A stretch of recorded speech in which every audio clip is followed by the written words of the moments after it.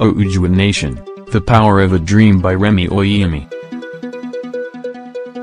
As things continue to geometrically degenerate in this contraption of a tragedy euphemized as a country, called Nigeria, many members of several ethnic nationalities have been looking for a way out.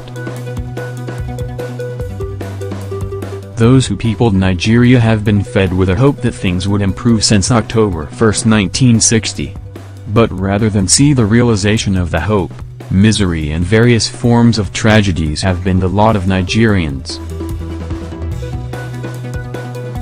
Now if a country remains in this kind of cul-de-sac, it is imperative to begin to think of a way out. The need to think out of the box becomes a necessity. Clinical intellectual exploration becomes mandatory.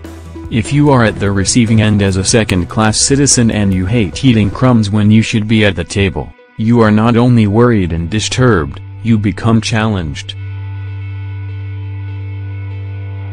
As a proud Yoruba son, raised to appreciate self-respect, dignity, and independence, finding yourself and your people in this kind of quagmire of enslavement and subjugation, where others decide the limit of your potentials when they are not your creator, you begin to wonder, to think, to express and to dream. You begin to identify the hurdles, the challenges and imagine how to scale those hurdles and meet those challenges. You begin to examine the options available.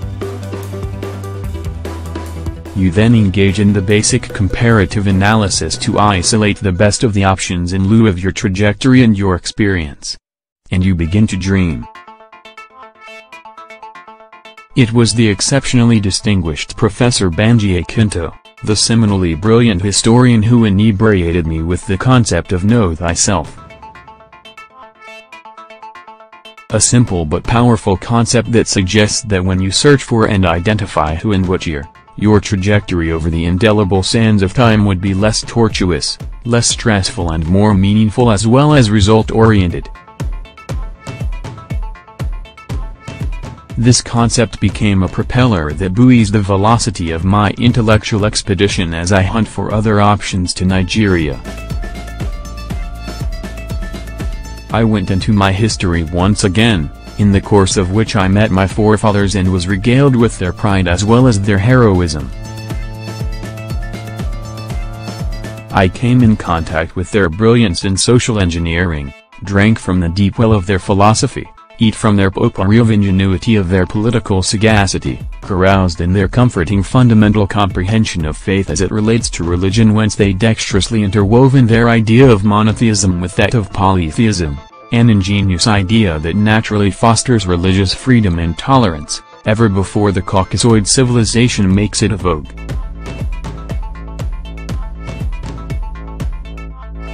I came in contact with their war skills and their bravery, their organizational skills, their adroitness in arts of all variations, their trading aptitude, their utmost respect for and or of the living as well as the dead because of the hereafter. I came in contact with myself. It was and still is a great discovery. I came to know myself better. And I began to dream. Knowing myself better was and is still very refreshing. And it further elicits and enhances the dream. Yes, it enhances the dream of an independent nation for the Yoruba people, the dream of Oodua Nation. An Oodua Nation where no one would be able to put a lid on your potentials as long as you are able. An Oodua Nation where there would be human foibles but could and would be corrected, made better for the benefit of all. An Oodua Nation where the best brains of the land would stay home and build their motherland and not take flight into another form of voluntary slavery across the planet.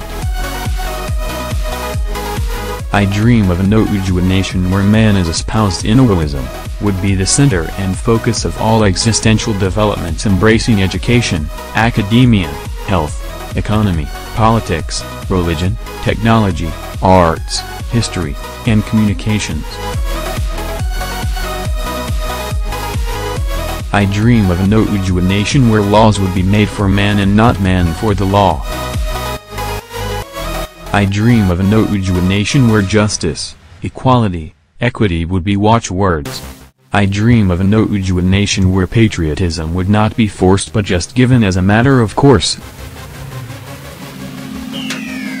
I dream of an Oodua nation where much would be given and much more would be expected of the citizen recipients. To choose the right moment to act is the great art of man.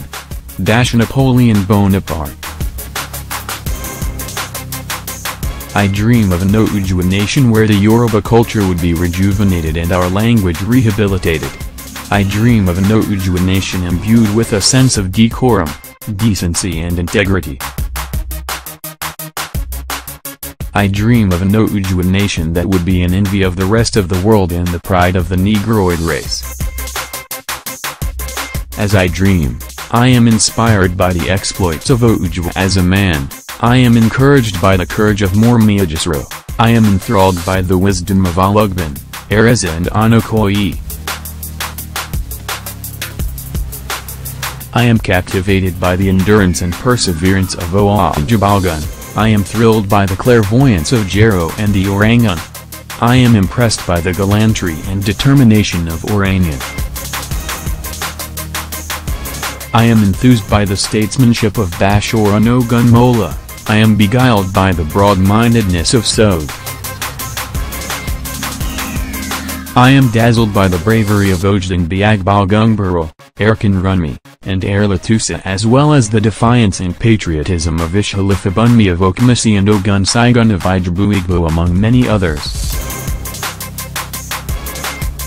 As I dream, I am enraptured by seminal ingenuity, commitment, dedication, sacrifice, loyalty and patriotism of Obafemi Awolowo, the arresting brilliance of Sipper Williams, Herbert Macaulay and Bode Thomas. I am fascinated by the commitment and dedication of the Oluwalawakoyas, Samuel Akinstanyas, Ed Kunajizans, Emmanuel Andes, D.T.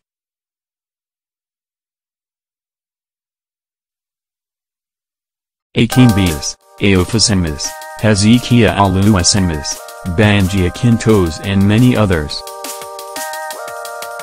As I dream, I ruminated over the seminally brilliant mind of Samuel Adoke Akintola and his foibles and reckon he avails great lessons. I examined the travails of the Saras, Udbenros, the odd life of the Hunsis and their ilk, and I wondered at their vibrancy. I looked at Iwaskun Obasanjo, his craziness, boldness and limitations, and I marvel. I observed the gifted mind of Bola Ahmed Tinubu, his talents, vivacity and his crucial omissions, and I felt galvanized. Then comes the reassuring valiance of the Alaniakan Renades, the Alabi Izamas, the Bajaz, Benjamin Edkunmals, Edkunfajuias and the Adi Inkadbos among several others, and I am encouraged. And I continue to dream. Inured by the depth and commitment of the Amase Kingbas of this world, the Aoed Banjos of this world, the Femiakunranmas of this world, the sacrifices of Abraham Aidsanyas, the Bolaigas, the Latif Jacandes, Bisiana Banjos, the perseverance of the Alaskunasubas, the Bisiacandes and their ilk, I couldn't help but dream more. From the accomplishments of Afonso Tinaniwara to those of Lawrence Amels, Isaac Ojo Ajanakis, Adiola Adudolas, S. Edus, Henry Fage Mirakuns, Jama Adudolas, Subami Baloguns, T. Ashamis, Wahab Folayos, Bodhi Kindles, Femi Johnson, Legan Salamis, Nathaniel Idawas, Ala Rizkalas, Yinkafolayos, Amos Adgokes, Razaka Koyas, Kunajaras, Mole Dukoya Thomas among many others. I became more confident that the imminent Oodua nation has what it takes.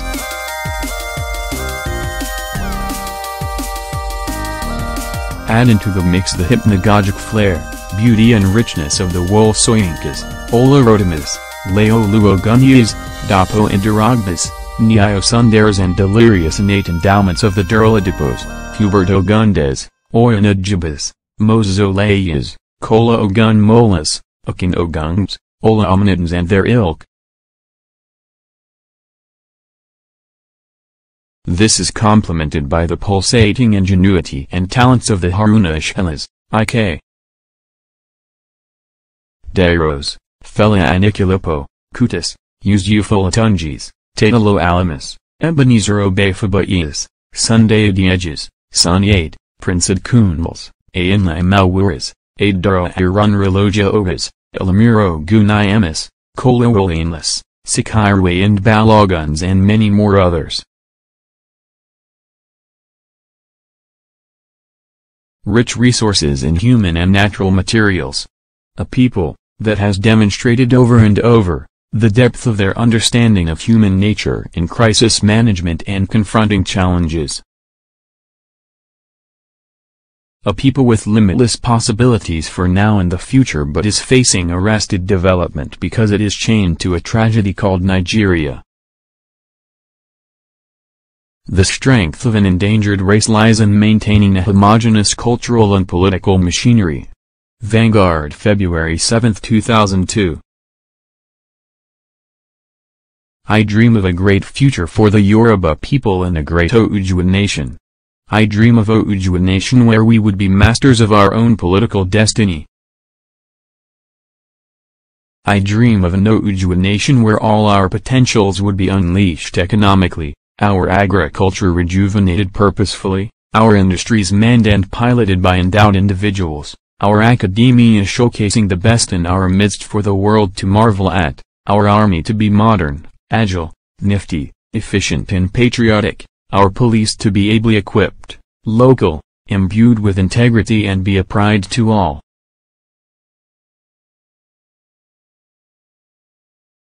I dream of an Oodua nation that would not be without its own challenges or crisis, an Oodua nation where human nature would always emanate while its negatives are constructively constricted for the good and progress of all. I am confident in the innate vibrancy of our culture, the depth of which we can always reach to manage our crisis and turn to such to a source of a new strength.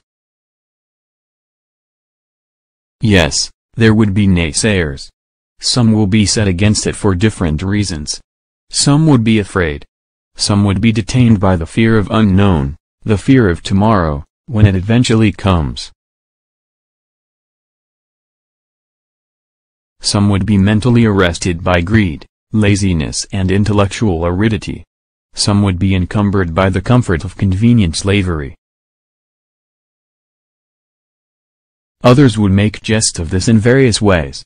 They would label me as a protagonist of this imminent Oodua nation in many ways and call me names, insult me, ridicule me and stigmatize me as an ordinary dreamer. They would dismiss me as an unserious mind and a rabble-rouser. They forgot that if Thomas Jefferson, John Adams, George Washington, Thomas Paine did not dream, there would not have been the America of today. If Abraham Lincoln did not dream and pursue that dream, the gauntlet of which was later picked up by John F. Johnson, Martin Luther King Jr., Malcolm X, Medgar Evers among several others, Barack Obama would not have been the President of the United States of America. If Obafemi Awolowo, Herbert Macaulay, Nnamdi Azikiwe, Kwame Nkrumah, Jomo Kenyatta, Robert Mugabe, Sender Sanger, Kenneth Kaunda, Julius Nyerere, Robert Mugabe, Nelson Mandela and others did not dream, Africa would still remain in colonialism. Without the dreams of a Mahatma Gandhi from the shores of South Africa, India wallowed in bondage. Without the dreams of Baron Stephen Langston, Magna Carta Libertatum, the Great Charter of the Liberties, commonly called Magna Carta of 1215 would have been mute. Without the dreams of the most influential Enlightenment thinkers like Thomas Hobbes, John Locke, Voltaire, Baron de Montesquieu, and Jean-Jacques Rousseau. The changes across Western Europe, especially France and Germany, in the 18th and 19th centuries would have been stillborn. There are risks and costs to action. But they are far less than the long-range risks of comfortable inaction. John F. Kennedy. Yet, others would take recourse to fear-mongering, shouting on the rooftops of a war that may never happen. They would prop up peace as the only desirable. They would argue that the first Nigeria's civil war was this and that. They agree that Nigeria has not worked. They know it is not working and would not work. But they are paralyzed by fear and inaction, wishing away the doomsday that is at the door, thereby increasing the cost of our freedom through comfortable inaction. They also forget that in an atmosphere of injustice, peace can never reign. And where there is no peace, there can never be progress. They forget that in an atmosphere of indignity, man would revolt. They forget that the spirit of man abhors subjugation, denigration and straight or proxy enslavement.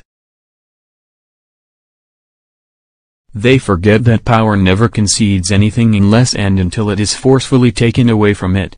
They forget that we need to save our women and children by opting out of Nigeria, without having to go to war. They forget that there are so many gates into a market and that we don't have to shoot bullets to free ourselves, even though it may be necessary. They who can give up essential liberty to obtain a little temporary safety deserve neither liberty nor safety. Benjamin Franklin at the American Conference on February 17, 1775. But this would not stop the march to freedom. It would not stop the march of freedom. It would not impede the march of the Yoruba people to their manifest destiny. Many speak against it publicly for political correctness but secretly praying, craving and desiring it. Everyone wants to be free but are scared of breaking off the chains of the Nigerian tragedy. Everyone wants to go to heaven, but nobody wants to die. Apology to Peter Tosh. Freedom, dignity, and self-respect of a people is priceless. We have to live and if necessary, die on our feet. It is better, more dignifying than to scavenge on our knees for crumbs from those holding our people in political and economic bondage. Very soon, it would be evident to those who are using fear of war or fear of any kind as a weapon to interrupt this freedom song, asking us to give up essential liberty, freedom, dignity, and Oodua nation to obtain a little temporary safety that neither their liberty nor safety could or would be guaranteed by the vampire Nigerian state, when the chips are down. The Yoruba people shall be free. It is time to go home to Oodua nation. In the long history of the world, only a few generations have been granted the role of defending freedom in its hour of maximum danger. I do not shrink from this responsibility, I welcome it. Kennedy, in his inaugural address January 20, 1961. Please follow me on Twitter, @Oyeyemi Remi.